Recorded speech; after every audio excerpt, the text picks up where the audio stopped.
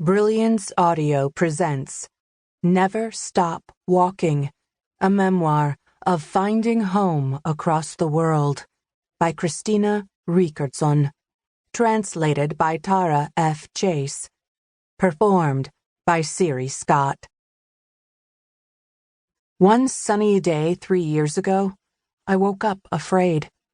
Terrified is more apt. I was terrified of living. I'd hit the wall. Everyone knows about that wall. You can hit it at different speeds. You can run, jog, or trudge into it. The faster you're going, the more it's going to hurt when you hit it, and the greater your injuries will be. It's simple math, an equation that makes altogether too much sense. I had run straight into that wall at peak speed, as if I were running a 400-meter race. How did it happen? If you asked my colleagues, my bosses and friends at work, none of them would have been surprised. I gave 120% to whatever I was doing. The truth, though, was that my life was in chaos. I was having a tough time with my family, relationships, friends, and with myself. So I tried to focus on what I could control. How to explain an I'm afraid to live chaos, afraid to authentically feel, afraid it would hurt, afraid the people I cared about would leave me or die, afraid that if I stopped running, I'd collapse, afraid of who I was? I was so tired, so worn out. I couldn't think anymore and didn't want to. Thinking just led to anguish. I wasn't up to being human. I experienced something I had never before.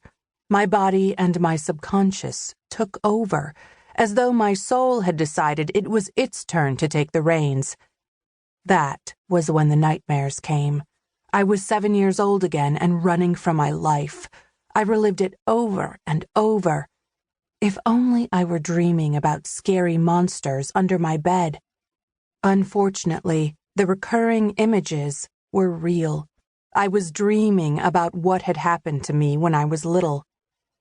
I realized that I couldn't continue to handle this on my own. I understood that I had two choices, to give up or to get myself out of this state.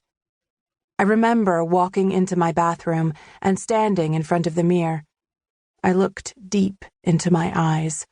I looked inward. I watched my eyes fill with tears and realized that the little girl who had run for her life had just kept on running. I needed to stop running once and for all, for my own sake, process what had happened. I said it out loud. I can't run away anymore. I don't want to run away anymore. I don't want to live like this.